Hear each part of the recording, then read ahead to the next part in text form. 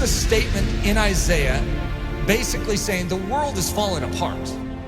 Staring back at Israel, saying judgment is turned away backward and justice stands afar off. For truth is fallen in the street and equity cannot enter. What's a God to do? And he saw that there was no man, and he wondered that there was no intercessor. An intercessor basically means one who fills the gap. If you have a walled city and there is a hole in the walled city, just this little part that is like broken down, it's like a pile of rubble, and actually you can sneak through it. There's a vulnerability in a time of war. If you have an enemy, what's an enemy looking for? The gate, to try and scale the gate? They're looking for breaches or holes in the wall. They're not stupid. They're not going to waste their time going through the front door when they can go through a side little broken down breach.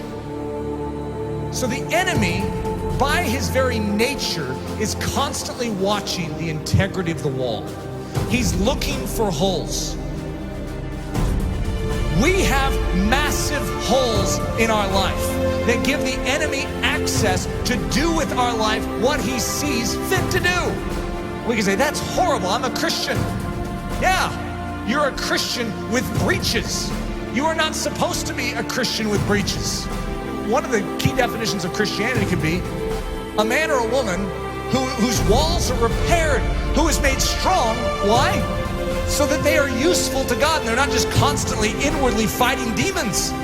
They can be outward focused. God says to Israel, I will bless you so that you can become a blessing to the nations. God's pattern is to make you strong so that you're useful. There is a hedge that is supposed to be built up around your life, and it very likely isn't.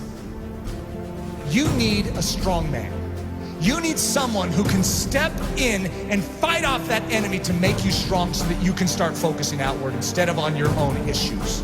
Most of us as Christians, the church is so weak because we have literally less than 1% of our time that is able to focus outward because we are so caught up in our issues and our difficulties.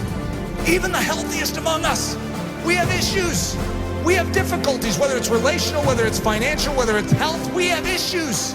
And there's a dying world out there. That estimated 150,000 people died and went to hell today? Let's think about this. What did we all do about it? Did we take a step forward in beginning to do something about it? Or are we just stemming the tide from our life falling apart even more than it is? We are living on the defensive instead of the offensive.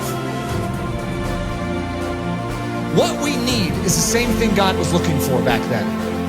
The walls are broken down. The city is in disrepair. Israel is without a defender. Where's the intercessor? You know who Jesus Christ was? In a nutshell, he's the intercessor.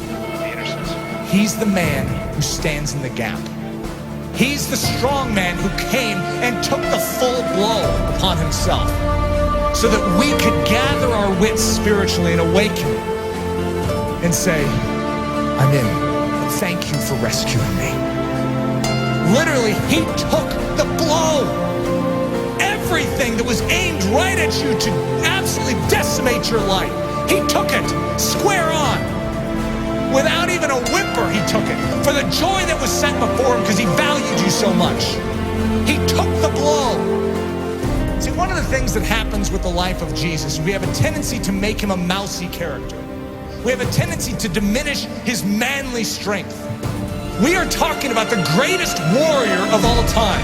In the Old Testament, the term is Lord of Hosts, the captain of captains, the general of generals. And he's a general that led his troops into battle with his own life.